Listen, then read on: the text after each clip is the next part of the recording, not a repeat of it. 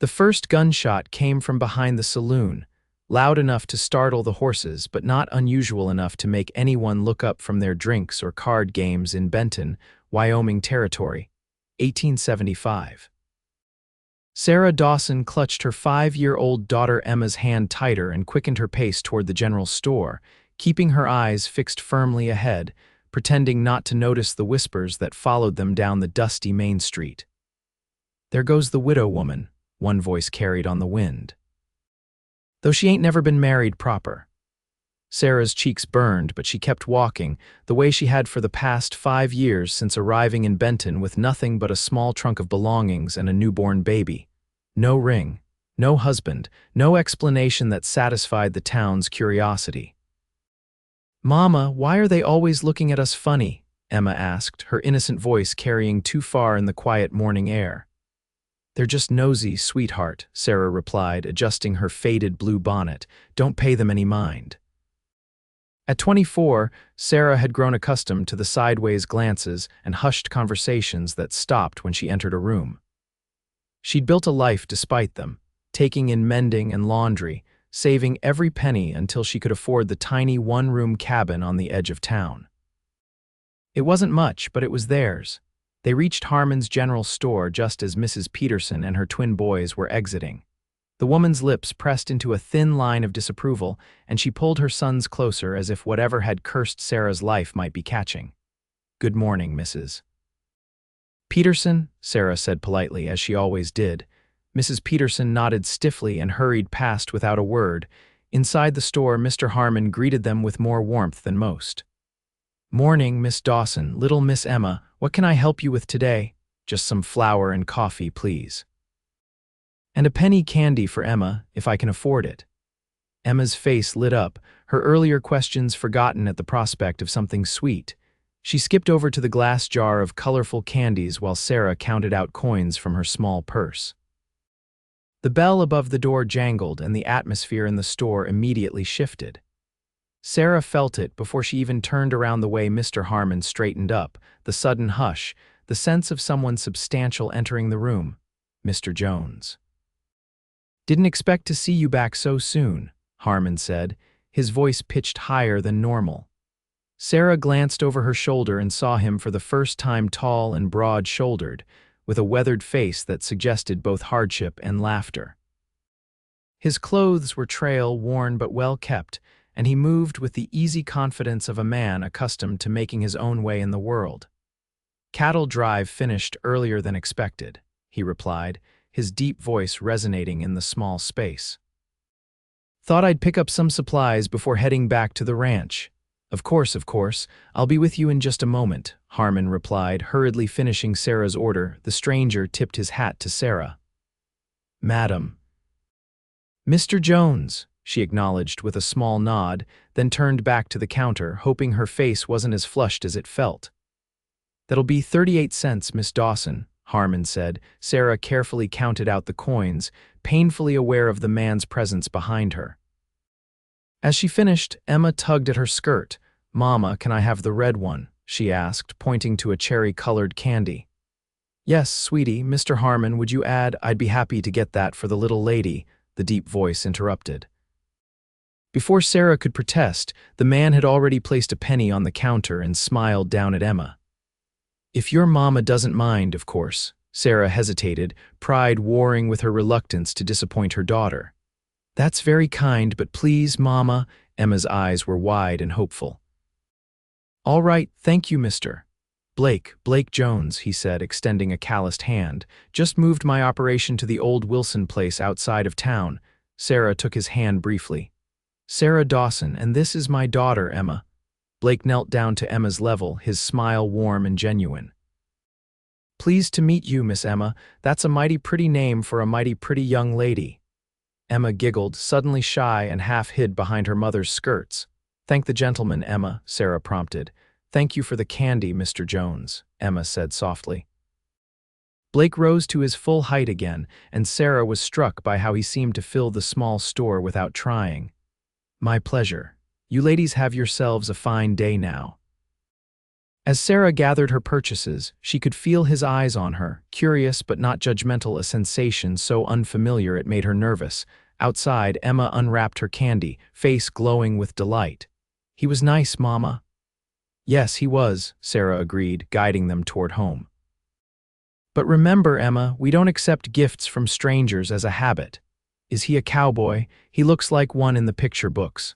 "I suppose he is," Sarah replied, thinking of his sun-browned skin and the quiet confidence in his stance. "Billy Thompson says cowboys are no good. Says they're rough men who do rough things." Emma's innocent repetition of town gossip made Sarah wince. "People are more complicated than that, Emma. You can't judge someone just by what they do for a living." As they walked home, Sarah couldn't help but glance back toward the general store, wondering about the man who'd shown a simple kindness without seeming to want anything in return. It had been so long since anyone in Benton had looked at her without judgment clouding their eyes. But Sarah knew better than to let her mind wander down such paths. Kind or not, men like Blake Jones weren't for women like her. The last time she trusted a handsome face and charming smile, she'd ended up alone with a child and a reputation in tatters.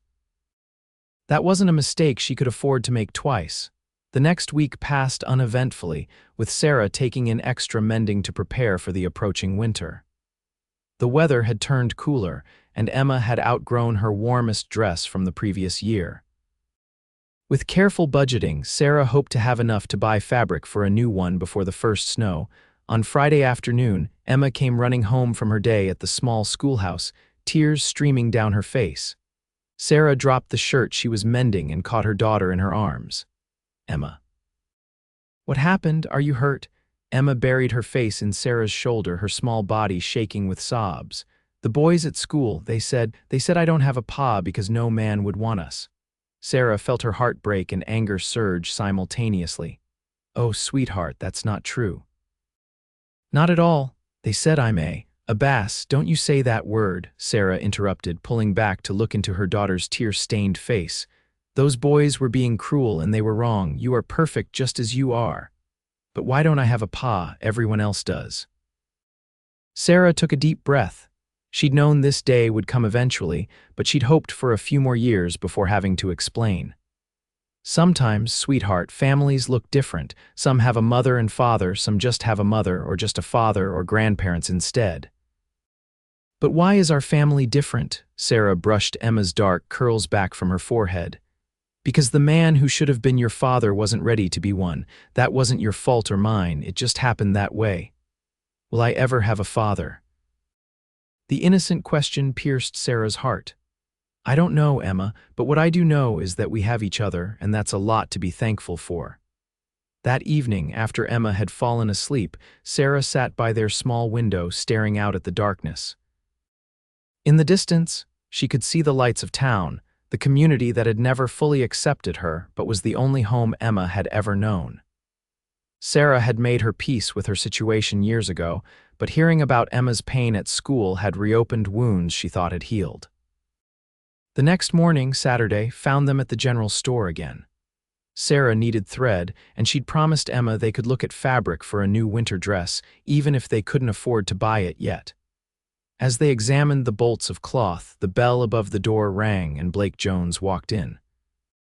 He spotted them immediately and tipped his hat. "Miss Dawson, Miss Emma, good morning to you both." Emma, normally shy around strangers, surprised Sarah by responding brightly. "Good morning, Mr. Jones. Are you buying candy again today?" Blake chuckled, the sound warm and rich. "Not today, little lady. I'm after some tobacco and maybe a new shirt if Mr. Harmon has any my size." "We're looking at fabric for a winter dress," Emma informed him proudly, "but Mama says we have to save up more pennies first." "Emma," Sarah scolded gently, embarrassed by her daughter's frankness. Blake's eyes met Sarah's and something in them made her flush. Not pity, but understanding, perhaps. "Winter's coming on fast this year," he commented. "My foreman says we'll see snow before the month is out." Before Sarah could respond, the Thompson family entered the store. Mr. Thompson nodded curtly to Blake, but pointedly ignored Sarah. His wife steered their son Billy, one of Emma's tormentors, from school to the far side of the store. Emma suddenly pressed against Sarah's skirts, her earlier brightness evaporating. Blake noticed the change immediately. "Something wrong, Miss Emma?" Emma shook her head, but her eyes followed Billy Thompson with apprehension. "We should be going," Sarah said quietly, placing the bolt of fabric back on the shelf. "Come along, Emma." As they moved toward the door, Billy Thompson darted in front of them. "My pa says you ain't got no pa 'cause your ma is a Billy Thompson," Sarah gasped, horrified. Blake stepped forward, his presence suddenly imposing. "That's enough of that, son." Mr. Thompson rushed over, pulling Billy behind him. "My boy wasn't doing anything wrong. He's just repeating what everyone knows to be true." The store fell silent. Sarah felt as if every eye was boring into her, judging her past mistakes for the 1,000th time. "Seems to me," Blake said evenly, "that a man who teaches his son to disrespect a lady and upset a child might want to reconsider what kind of example he's setting." Thompson's face reddened. "This ain't your business, Jones. You're new here. You don't know." "I know enough," Blake interrupted, his voice still calm but with an edge of steel beneath it. "I know that how a man treats those who can't fight back says everything about his character." Thompson sputtered but seemed unwilling to challenge Blake further. He yanked Billy toward the door. "Come on, we don't need to shop where they let just anyone in." The bell jangled violently as they departed. Sarah stood frozen, torn between gratitude toward Blake and mortification that he'd witnessed her humiliation. "I'm sorry about that," Blake said quietly. "It's not your concern," Sarah managed, her voice tight. "But thank you for your intervention. Come, Emma." But before they could leave, Emma broke away and ran to Blake. "Is it true what they say, that I don't have a pa because nobody wants us?" Sarah felt her heart stop. "Emma," Blake knelt down to Emma's level, his expression grave but gentle. "Now you listen to me, Miss Emma. Any man would be proud to be your pa. Sometimes life doesn't work out the way we expect, but that doesn't mean it's anyone's fault, especially not yours." Tears filled Emma's eyes. "But everyone makes fun of me. They say I'm not like them." Blake glanced up at Sarah, asking silent permission, then looked back at Emma. "Can I tell you a secret? I didn't have a pa growing up either." Emma's eyes widened. "Really, really. My ma raised me all by herself, just like your ma is raising you, and you know what? She did a fine job of it. I turned out all right." He smiled, the corners of his eyes crinkling. "And from what I can see, your mama is doing a mighty fine job too." Emma considered this seriously. "But didn't you want a pa?" "Sure I did sometimes. But what I learned is that family isn't always about who you're born to. It's about who loves you and takes care of you." He gently tapped Emma's nose. "And you've got a mama who loves you more than anything in this world. That makes you richer than a lot of folks." Emma threw her arms around Blake's neck, startling him and mortifying Sarah. "Emma." "I'm so sorry, Mr. Jones." Blake carefully returned Emma's hug before standing up. "No need to apologize, Miss Dawson. Children have a way of knowing who they can trust." He tipped his hat. "You ladies have a good day now." As they walked home, Emma was unusually quiet, thinking hard about something. Finally, she asked, "Mama, do you think Mr. Jones might want to be my pa?" Sarah nearly stumbled. "Emma, that's not. We barely know Mr. Jones, but he's nice. And he didn't have a pa either, so he understands." "Sweetheart, it doesn't work that way. A man doesn't just decide to be someone's father." Sarah sighed, wondering how to explain something so complicated to a 5-year-old. "Besides, Mr. Jones probably has his own family or will someday." "I'm going to ask him next time," Emma declared with the absolute certainty only a child could muster. "You will do no such thing," Sarah replied firmly. "That would be very improper." But as they continued home, Sarah couldn't help but think about Blake's kindness, the way he'd spoken to Emma with respect rather than condescension, and how he'd stood up to Thompson without making a scene. It was a rare quality in a man, especially toward a woman in her situation. The next few weeks brought the first dusting of snow to Benton, and Sarah found herself thinking of Blake Jones more often than she cared to admit. She'd seen him in town twice more, and each time he'd been unfailingly polite, tipping his hat and asking after Emma. On a particularly cold Tuesday in November, Sarah was struggling to carry an armload of mended clothes back to Mrs. Miller's boarding house when a wagon pulled up beside her. "Miss Dawson," Blake called from the driver's seat. "Can I offer you a ride? That looks mighty heavy."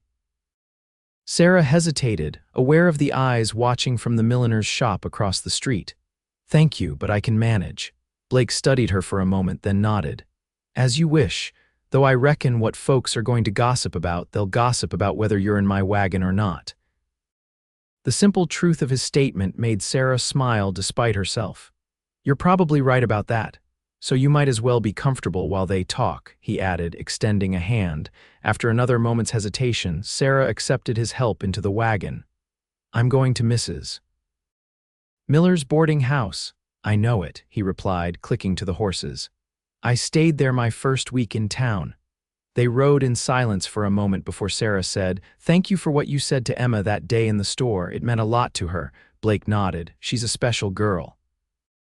Reminds me of myself at that age, asking all the big questions." He glanced at her. "She's lucky to have you." "I do my best," Sarah replied softly. "It's not always easy." "No, I expect it isn't. This town seems to have a long memory and not much forgiveness. You've noticed that, have you?" Sarah couldn't keep the bitterness from her voice. "Hard not to." Blake was quiet for a moment, then added, "My mother faced similar challenges after my father abandoned us. Different town, same narrow minds." Sarah looked at him with new understanding. "Is that why you were kind to us from the start?" Blake shrugged. "Partly, maybe, but mostly because kindness doesn't cost anything and the world could use more of it." He pulled the wagon to a stop in front of the boarding house. "Here we are, Miss Dawson." "Thank you, Mr. Jones," Sarah said as he helped her down, "for the ride and the conversation." "My pleasure." He hesitated, then added, "Miss Dawson, Sarah, if you and Emma ever need anything, well, the Wilson place isn't far out of town." Sarah felt a warmth spread through her that had nothing to do with the heavy coat she wore. "That's very kind, but we manage." "I don't doubt it," Blake smiled, "but the offer stands all the same." As Sarah watched him drive away, Mrs. Miller appeared at her elbow. "Well, well," the older woman said, her voice thick with implication. "Blake Jones giving you a ride. That'll set tongues wagging even more than usual." Sarah sighed. "It was just a kindness, Mrs. Miller, nothing more." Mrs. Miller raised an eyebrow. "If you say so, dear. Though I will say, Blake Jones is a cut above most of the men in this town. Made his fortune in the cattle business up in Montana before buying the Wilson place. And not hard on the eyes, either." "Mrs. Miller," Sarah exclaimed, embarrassed. The older woman chuckled. "I may be old, dear, but I'm not blind, and neither are you unless I miss my guess." Sarah handed over the mended clothes, trying to ignore the knowing look in Mrs. Miller's eyes. "Will there be anything else you need done this week?" "Not for now, dear. But do come by on Friday. I'll have another batch of linens that need attention." As Sarah walked home, she found herself thinking about Blake Jones and his gentle manner with Emma. It had been so long since she'd allowed herself to think of any man as more than a customer or a potential threat. Blake seemed different, but Sarah had been wrong before, with devastating consequences. The memory of Thomas Blackwell still had the power to make her stomach clench, even 5 years later. The handsome railroad man with his fine clothes and finer promises had swept her off her feet when she was just 19, working as a shop girl in Denver. He'd promised marriage, a home, a future right up until the moment she'd told him she was expecting. Then he disappeared overnight, leaving her alone, unmarried and pregnant in a society that forgave men everything and women nothing. No, Sarah decided firmly. Blake Jones might be kind, might even be sincere, but allowing herself to hope for more would only lead to heartache. She had Emma to think about now, and her daughter deserved better than a mother who chased foolish dreams. The first major snowfall of the season came 2 days later, blanketing Benton in white and dropping the temperature well below freezing. Sarah woke to find their small cabin bitterly cold, the fire having died down overnight. She quickly rebuilt it, wrapping Emma in extra blankets while they waited for the room to warm up. "Mama, I can see my breath," Emma exclaimed, puffing out little clouds. "Yes, it's very cold," Sarah agreed, rubbing her daughter's hands between her own. "But the fire will warm us up soon." As she moved about the cabin, preparing a simple breakfast of porridge, Sarah noticed a worrying draft coming from around the window frame. The old cabin had always been drafty, but this was worse than usual. Upon closer inspection, she found that the wood around the window had warped, leaving a gap that let in the frigid air. "We'll have to fix that today," she murmured to herself, mentally calculating what supplies she might need and whether she could afford them. After breakfast, Sarah bundled Emma up warmly and they made their way into town. The general store was crowded with others who had similar needs after the sudden snowfall. "Mr. Harmon," Sarah said when she finally reached the counter, "I need some material to seal my window. The cheapest you have will do." Harmon shook his head. "Sorry, Miss Dawson. Sold the last of it this morning. Might get more in on the next supply wagon, but that could be a week or more with the snow." Sarah's heart sank. "I see, thank you anyway."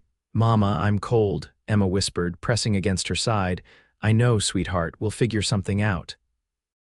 As they turned to leave, they nearly collided with Blake Jones, who was just entering the store. "Miss Dawson." "Emma," he greeted them, his smile warming when he saw the little girl. "Quite a snow we got, isn't it?" Emma nodded enthusiastically. "It's so pretty, but our house is really cold." Blake's smile faded into concern. "Is that so?" Sarah quickly interjected. "We have a small draft, nothing serious.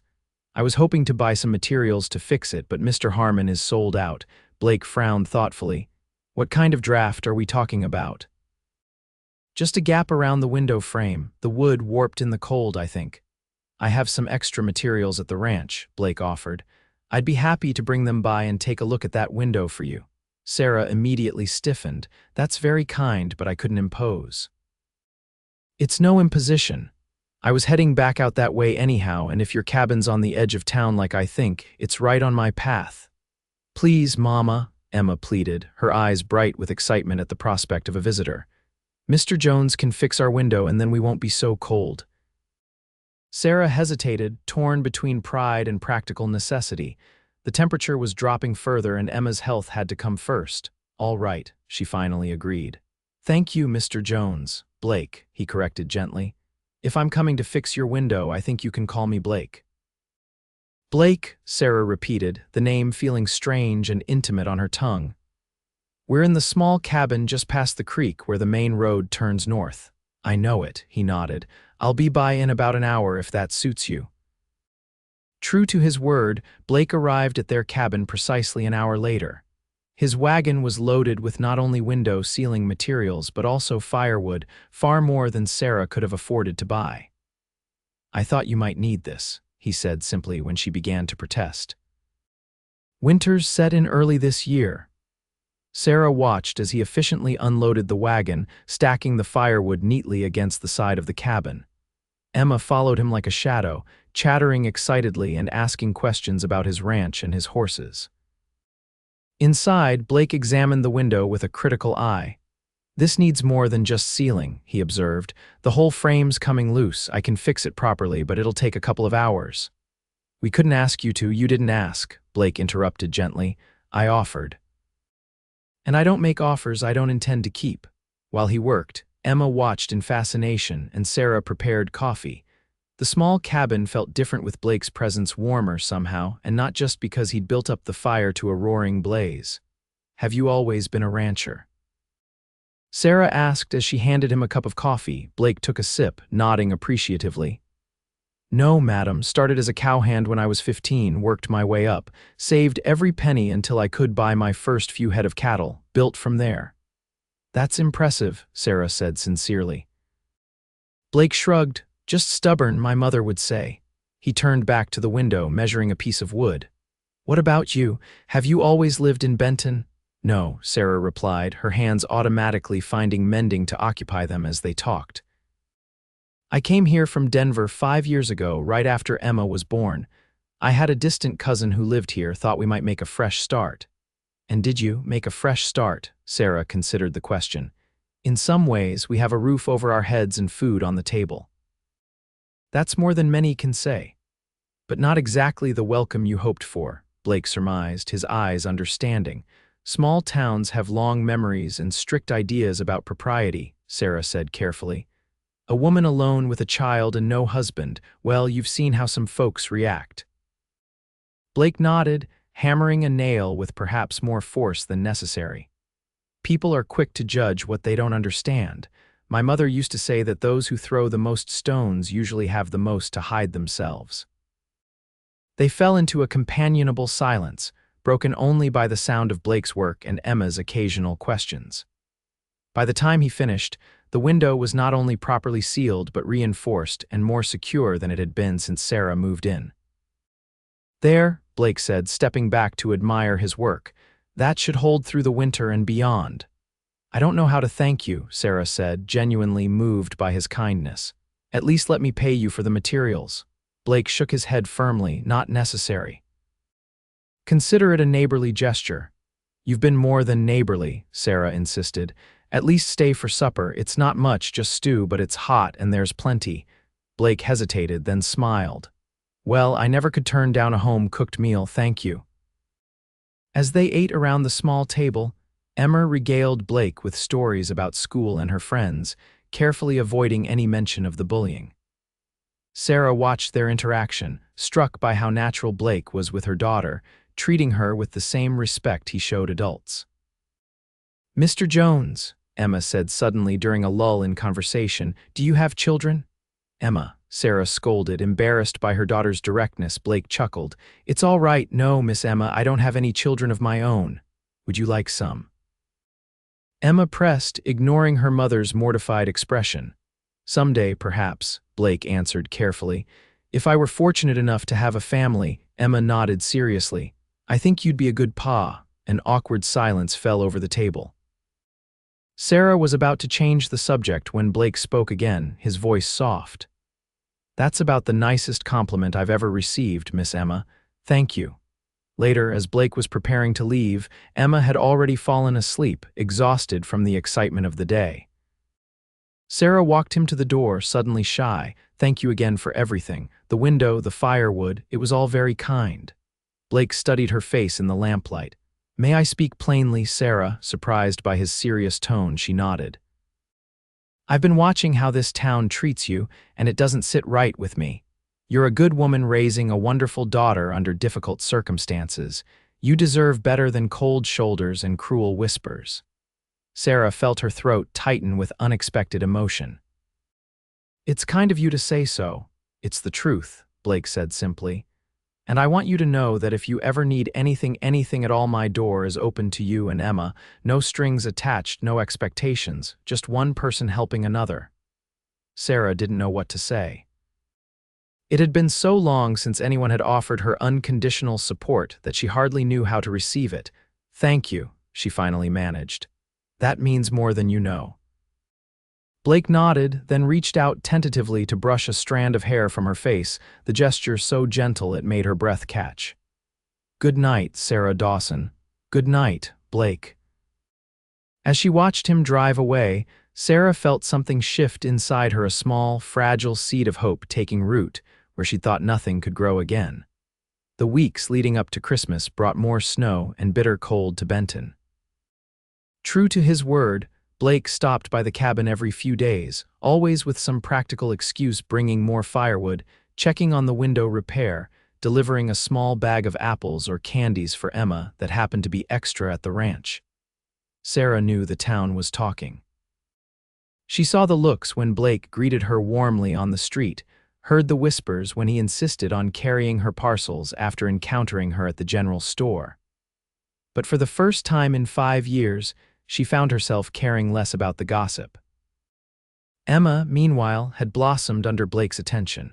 She eagerly awaited his visits, always having a new drawing to show him or a story to tell. Sarah watched their growing bond with a mixture of joy and trepidation. Blake had never given her reason to doubt his intentions, but she worried about Emma becoming too attached to a man who had made no promises beyond friendship. One snowy afternoon, in mid-December, Sarah was walking Emma home from school when they passed the town's small church. Outside, several children were playing in the snow while their mothers chatted nearby. Billy Thompson and his friends were among them. "Look, it's the girl with no pa," Billy called out, loud enough for everyone to hear. My ma says your ma is a fallen woman." The other children laughed, and Sarah felt Emma's small hand tighten in hers. She quickened their pace, determined to get past the cruel taunts without engaging. "Don't listen to them, Emma," she whispered.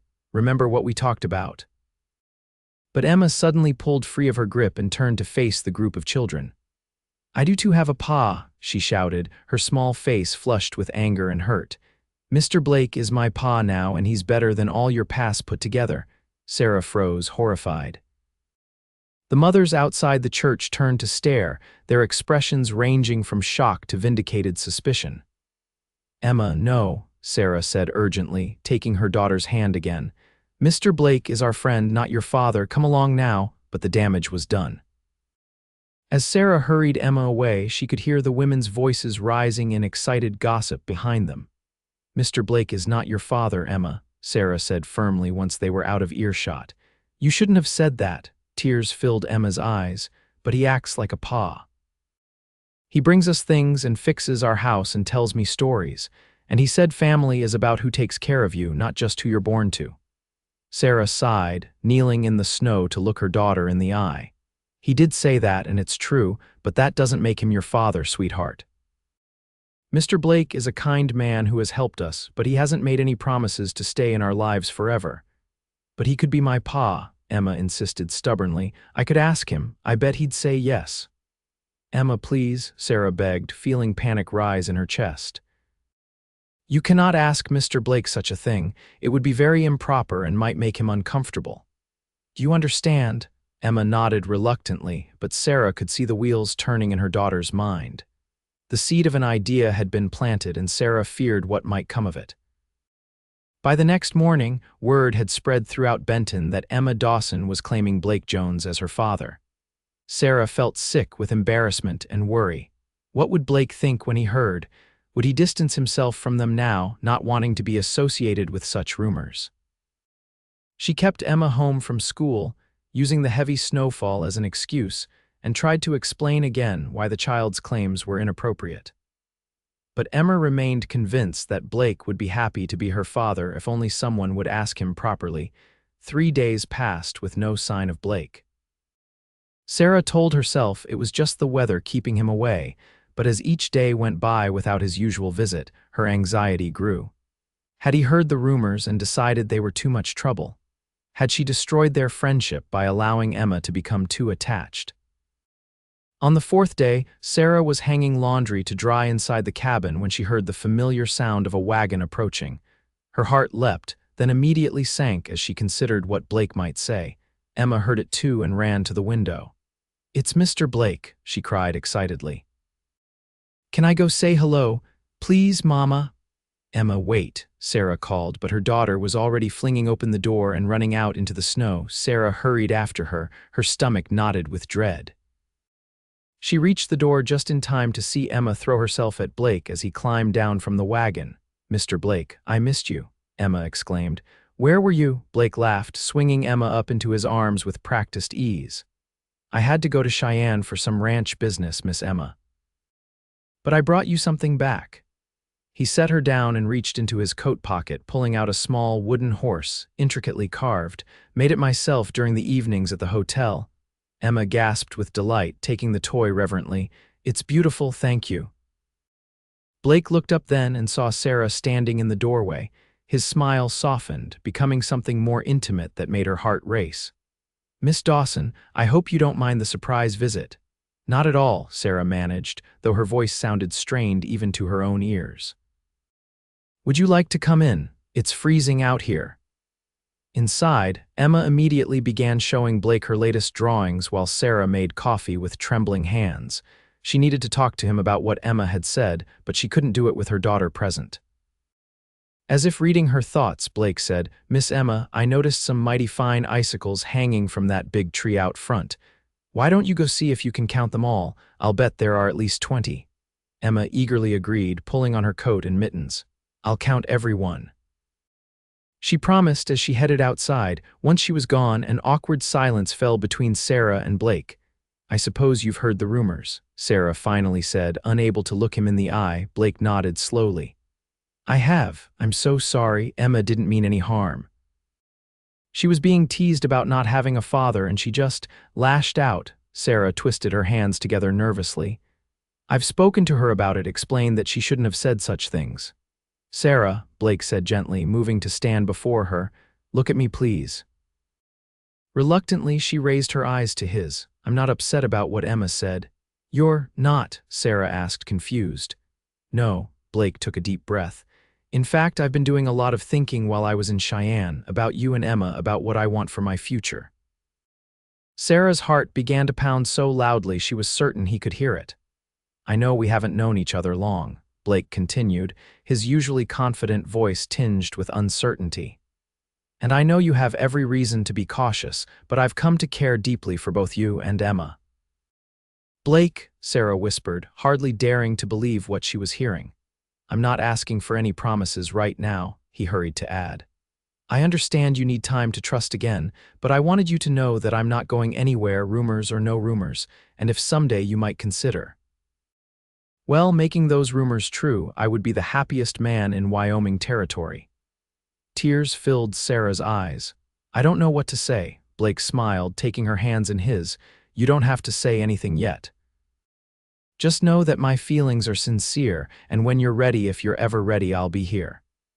Before Sarah could respond, the door burst open and Emma ran back in, her cheeks red with cold. I counted 23 icicles, she announced proudly. 23. Blake exclaimed, turning to her with genuine enthusiasm. That's even more than I thought. You have sharp eyes, Miss Emma. For the rest of Blake's visit, they spoke of ordinary things, the weather, Christmas preparations, ranch business.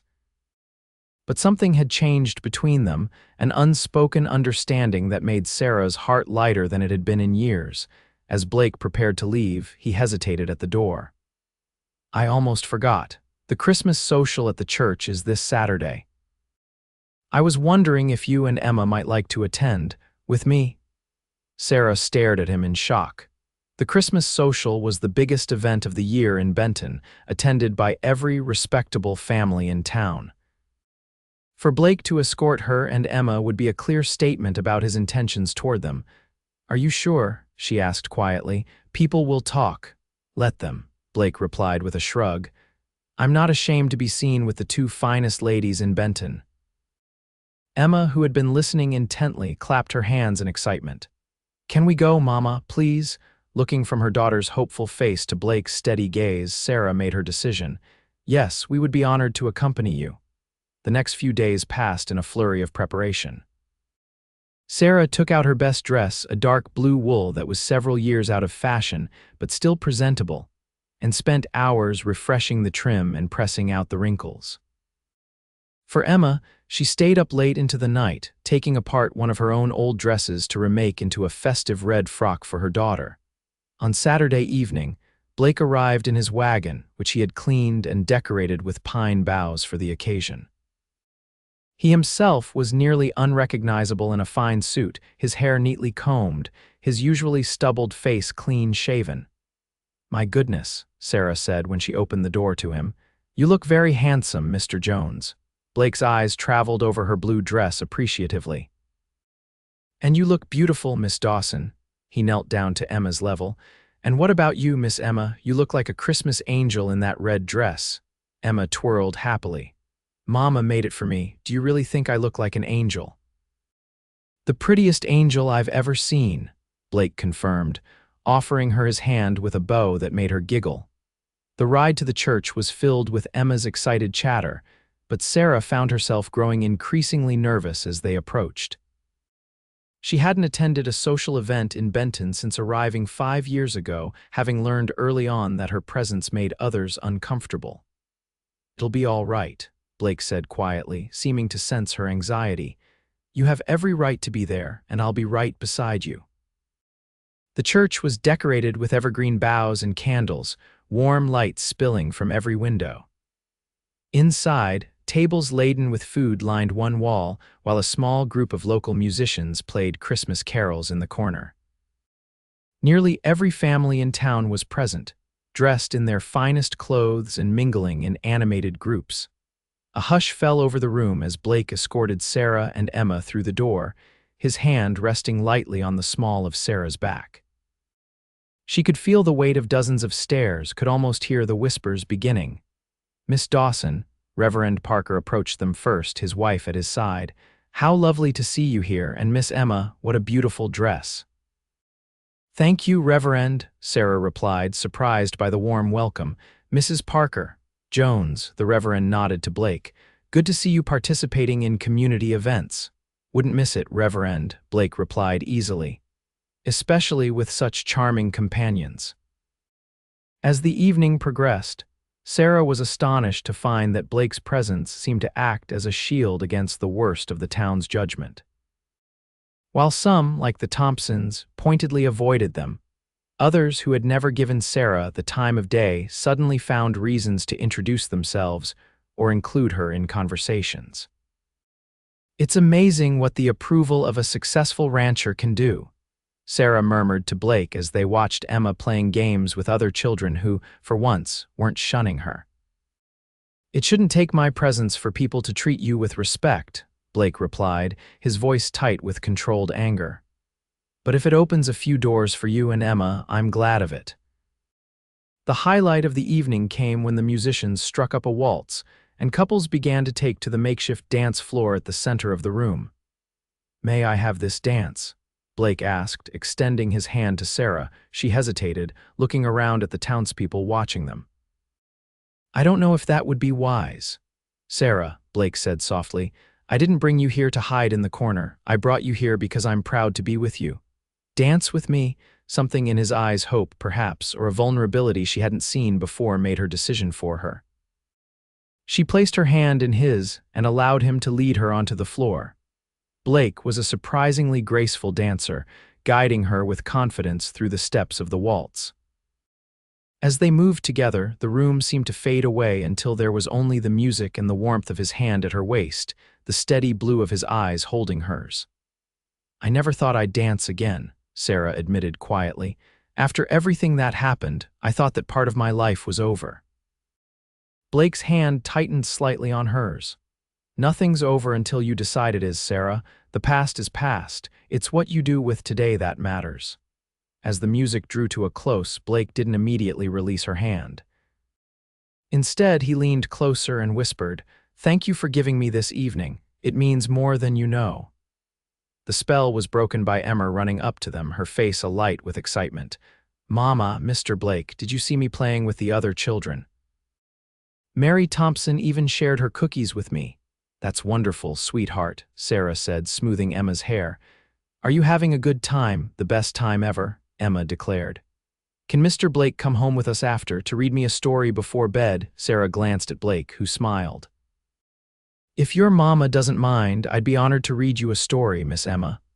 Later that night, after Emma had fallen asleep listening to Blake's animated reading of The Night Before Christmas, Sarah walked him to the door.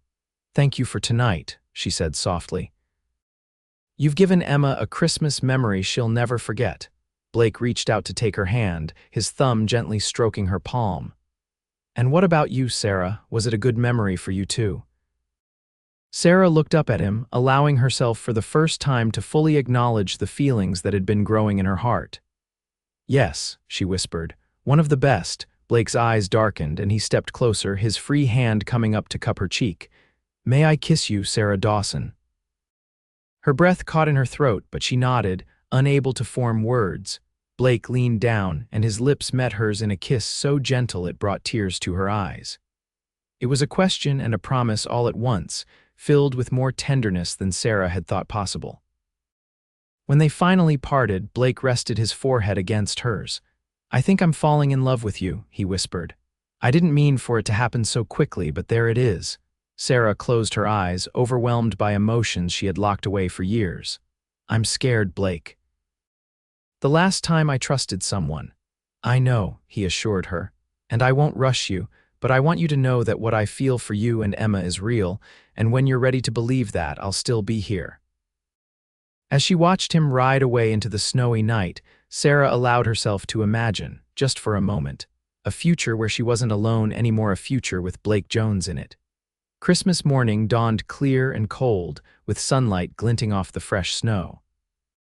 Sarah woke early to prepare a small surprise for Emma, a new doll she had secretly made from scraps of fabric, with button eyes and yarn hair. It wasn't much, but she knew Emma would love it. She had just finished wrapping it in a square of leftover red fabric when a knock came at the door. Puzzled, Sarah opened it to find Blake standing there, his arms full of parcels. "Merry Christmas," he said, his smile as bright as the morning sun. "I hope I'm not too early." "Blake, what are you doing here?" Sarah exclaimed, ushering him in from the cold. "I couldn't let Christmas morning pass without bringing gifts for my two favorite ladies," he replied, setting the packages on the table. "Is Emma still asleep?" "Yes, but I'm sure she'll be up any, Mr. Blake." Emma's excited voice came from the small curtained-off area that served as her bedroom. She ran out in her nightgown, her hair tousled from sleep. "You came for Christmas?" Blake laughed, kneeling down to receive her enthusiastic hug. "Of course I did, Miss Emma, and I brought something for you." He handed her a package wrapped in brown paper and tied with a red ribbon. Emma's eyes widened. "For me, can I open it now, Mama?" Sarah nodded, still overwhelmed by Blake's unexpected arrival. "Yes, go ahead." Emma tore into the package, gasping when she revealed a beautiful leather-bound book of fairy tales, its cover embossed with gold. "Oh, it's so pretty. Every young lady should have her own book of stories," Blake said. "My mother read to me from a book like this when I was your age." "Will you read it to me?" Emma asked immediately. "Later, sweetheart," Sarah interjected. "Let Mr. Blake catch his breath first." She turned to Blake. "Would you like some coffee? I was just about to make breakfast." "I'd love some," Blake replied. He reached for another package on the table. "This one's for you, Sarah." Sarah took the small, neatly wrapped parcel with trembling hands. Inside was a delicate silver locket on a fine chain, simple but elegant. "Blake," she breathed. "It's beautiful, but I can't accept something so expensive." "Please," he said softly. "It would mean a lot to me if you would wear it."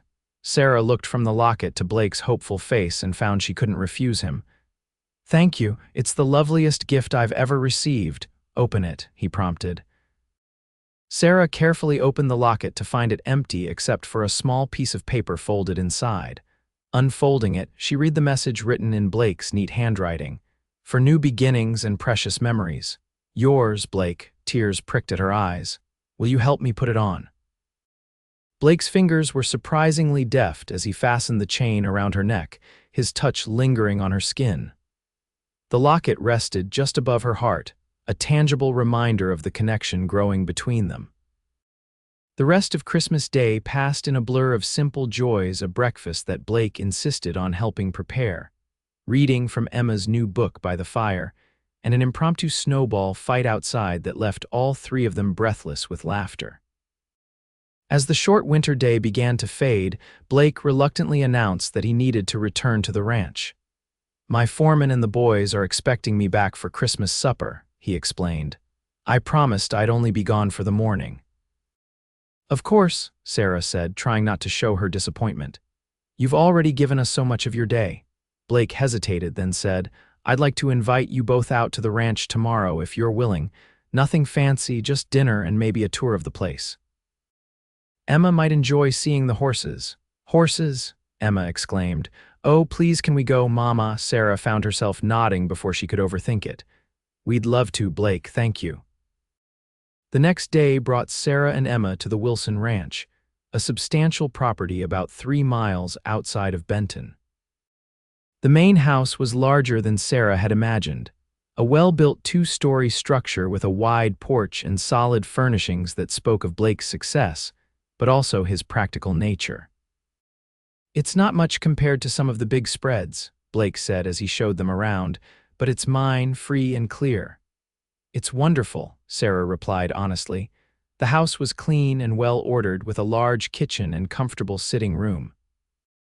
Upstairs were 3 bedrooms and even a small library filled with books that surprised Sarah with their variety. "You like to read," she observed, running her fingers along the spines. Blake nodded. "My mother taught me early that education doesn't stop when schooling does." "I try to read something new every week." The tour continued to the barns and corrals, where Emma was enchanted by the horses and cattle. Blake's foreman, an older man named Pete, tipped his hat respectfully to Sarah and showed Emma how to feed an apple to his gentle mare. "Mr. Jones speaks mighty highly of you and your daughter, Miss Dawson," Pete said quietly while Blake was showing Emma the tack room. "Never seen him take to anyone the way he's taken to you two." Sarah felt her cheeks warm. "He's been very kind to us," Pete nodded sagely. "Kind, yes. But it's more than that. He's different since he met you. Happier." The old cowboy cleared his throat. "Forgive me for speaking out of turn, madam. Just thought you should know." The meal that followed was simple but delicious beef stew prepared by Mrs. Henderson, the widow who came in 3 times a week to cook and clean for Blake. The older woman treated Sarah with a respect she rarely encountered in town, and her warmth toward Emma was genuine and grandmotherly. As they sat around the table, Sarah found herself imagining what it might be like to belong in this place, to make a home here with Blake. The thought both thrilled and terrified her. The winter weeks passed in a pattern that gradually became familiar and cherished. Blake visited the cabin every few days, sometimes staying for meals, sometimes just stopping by with supplies or small gifts. He took Sarah and Emma to church on Sundays, steadfastly ignoring the lingering gossip their relationship inspired, though Sarah noticed it diminishing as the townspeople grew accustomed to seeing them together. On a crisp February morning, Sarah was startled by a knock at her door. Opening it, she found Mrs. Miller standing there, an envelope in her hand. "Special delivery, dear," the older woman said, handing it over. "From Denver. Thought I'd bring it myself rather than letting you wait until you came to town." Sarah thanked her, puzzled by who might be writing from Denver. Once Mrs. Miller had gone, she opened the envelope with trembling fingers. The letter inside was brief but devastating. Her cousin Martha in Denver had passed away suddenly from pneumonia, and the lawyer handling her modest estate needed Sarah to come to Denver as soon as possible to settle some matters, as she was listed as Martha's only living relative. Sarah sank into a chair, the letter clutched in her hand. Martha had been her only connection to family since her parents died, the cousin who had taken her in as a teenager and taught her to sew. Though they had grown apart after Sarah's disgrace, Martha had been the one to suggest Benton as a place Sarah might start fresh. Now she would have to return to Denver, the city she had fled in shame 5 years ago. The thought filled her with dread. When Blake arrived that afternoon, Sarah shared the news with him, her voice tight with anxiety. "I'll need to go as soon as possible," she concluded. "The letter says there are papers I must sign in person." Blake nodded thoughtfully. "When do you want to leave?" "I thought perhaps next week. I'll need to make arrangements for Emma. I'm coming with you," Blake interrupted. Sarah stared at him in surprise. "What?" "I'm coming with you to Denver," Blake repeated firmly. "You shouldn't have to face this alone, Sarah. But your ranch Pete can manage for a week or two. This is more important." His eyes softened.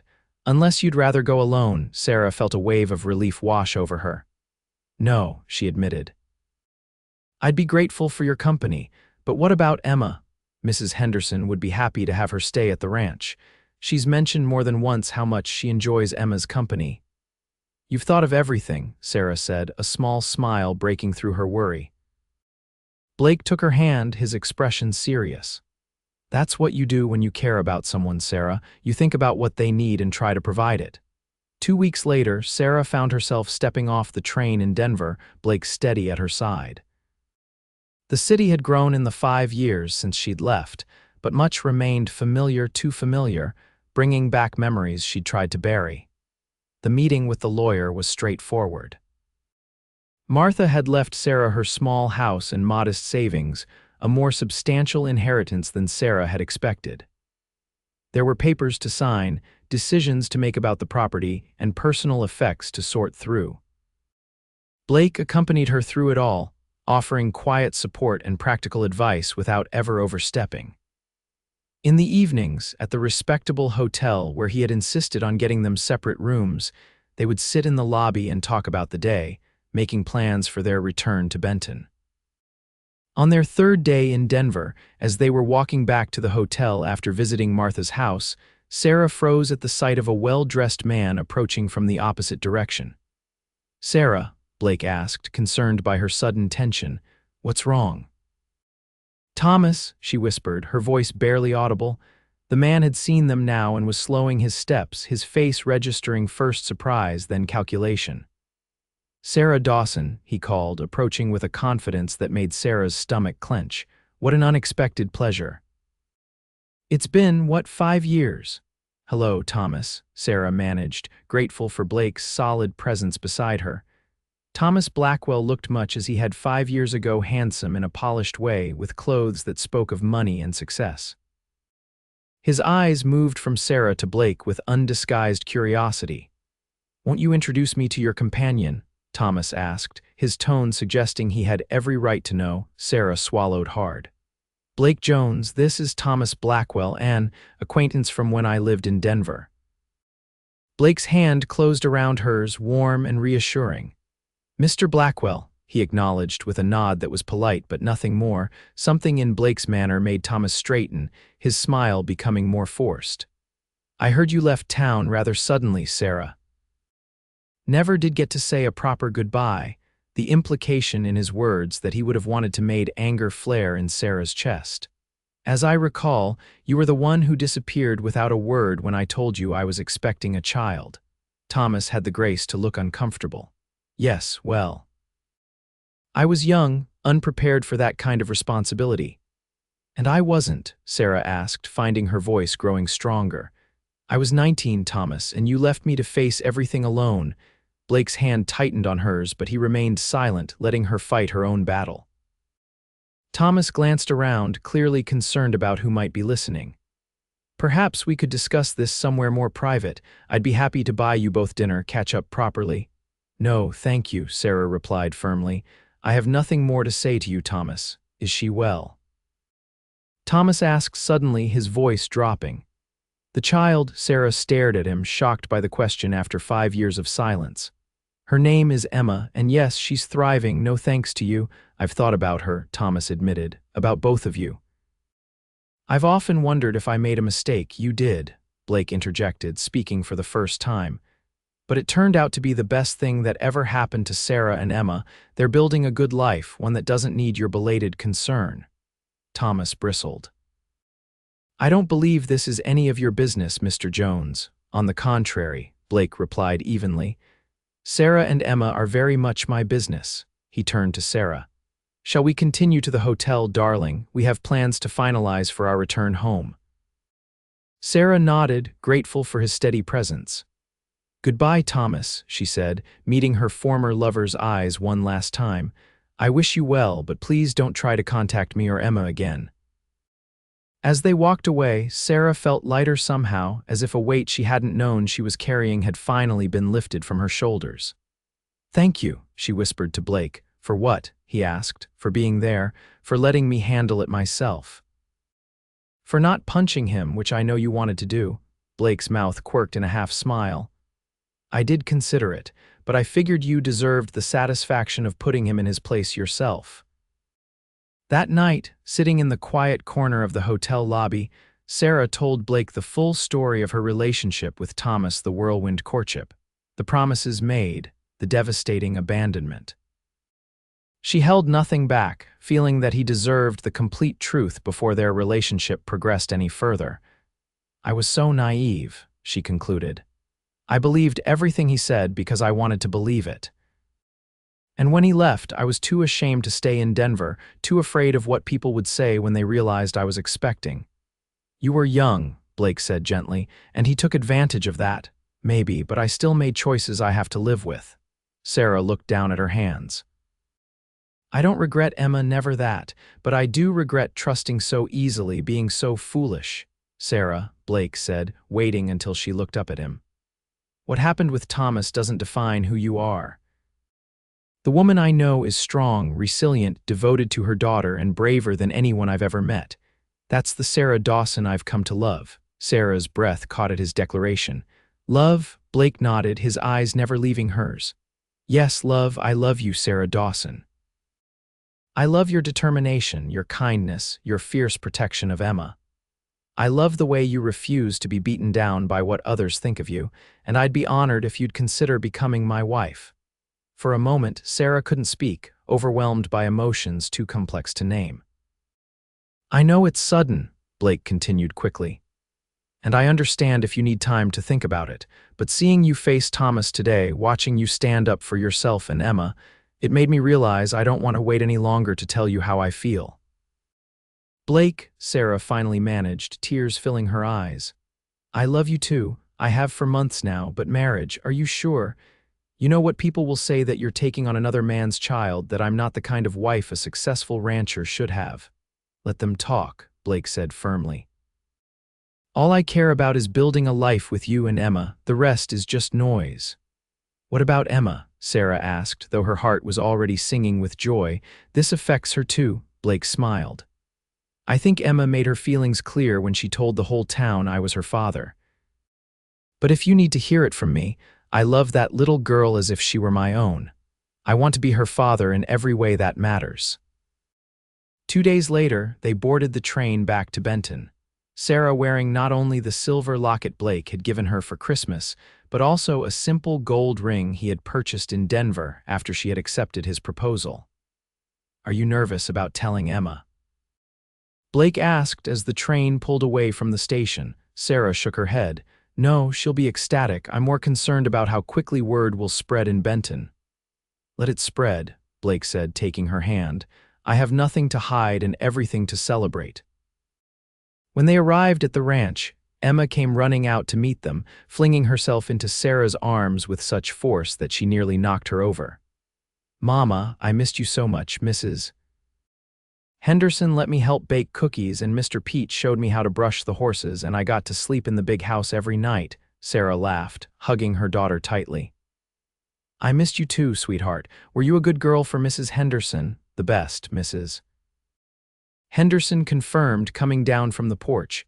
"She's a joy to have around." "Emma," Sarah said, kneeling to her daughter's level, "Mr. Blake and I have something important to tell you." Emma looked between them, her eyes wide. "What is it?" Blake knelt down beside Sarah.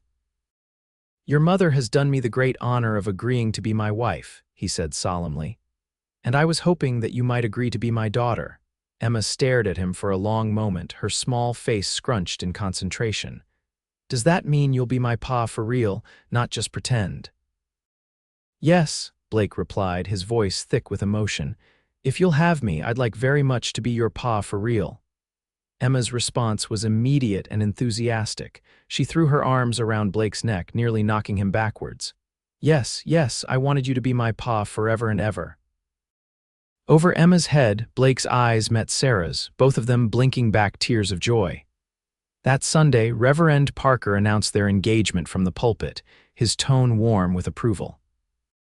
The church was fuller than usual, many attendees drawn by curiosity about the romance that had been the talk of Benton all winter.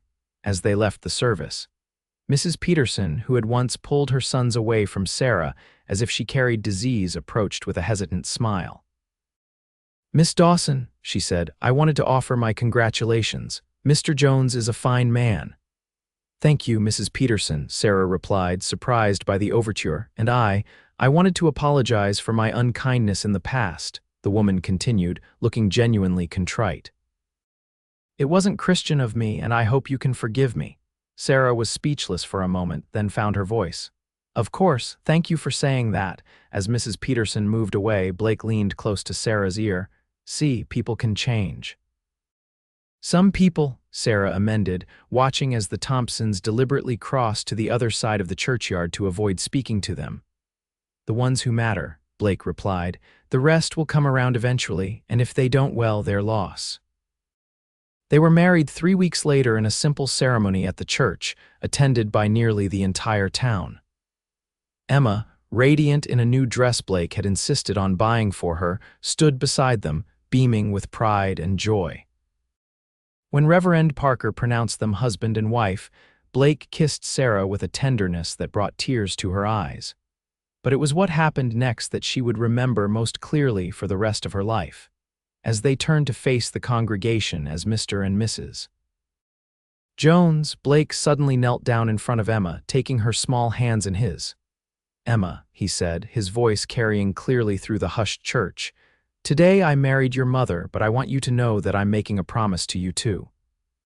From this day forward, you have a father who will always love you, always protect you, and always be proud to call you his daughter." Emma's face lit up with a joy so pure it took Sarah's breath away. "I love you, Pa," she said, throwing her arms around Blake's neck. "I love you too, Emma," Blake replied, his voice rough with emotion. Then he stood, lifting Emma into his arms, and reached for Sarah's hand. Together, they walked out of the church and into their new life as a family. In the years that followed, the whispers about Sarah's past faded away, replaced by admiration for the thriving ranch the Joneses built together, the charitable work Sarah organized for the town's less fortunate, and the happy, growing family that began with a little girl who had longed for a father and the man who had knelt and said, "You have one now." Emma grew into a confident young woman who never forgot the kindness Blake had shown her, and who carried forward his lesson that family was defined not by blood, but by love. Her brother's twin boys, born a year after the wedding, followed by another sister 2 years later, adored their big sister, never questioning the different circumstances of her birth. And on quiet evenings, when the children were asleep and the ranch was peaceful under the Wyoming stars, Blake would often take Sarah's hand and remind her of that snowy day in Harmon's general store when he'd first seen a brave woman and her daughter making their way in a world that had tried its best to break them. "I knew then," he would say, pressing a kiss to her palm, "that you were someone special. I just never imagined how completely you would change my life." "For the better, I hope," Sarah would reply, the years having finally taught her to believe in her own worth. "For the better in every way," Blake would affirm, drawing her close. "Every single day."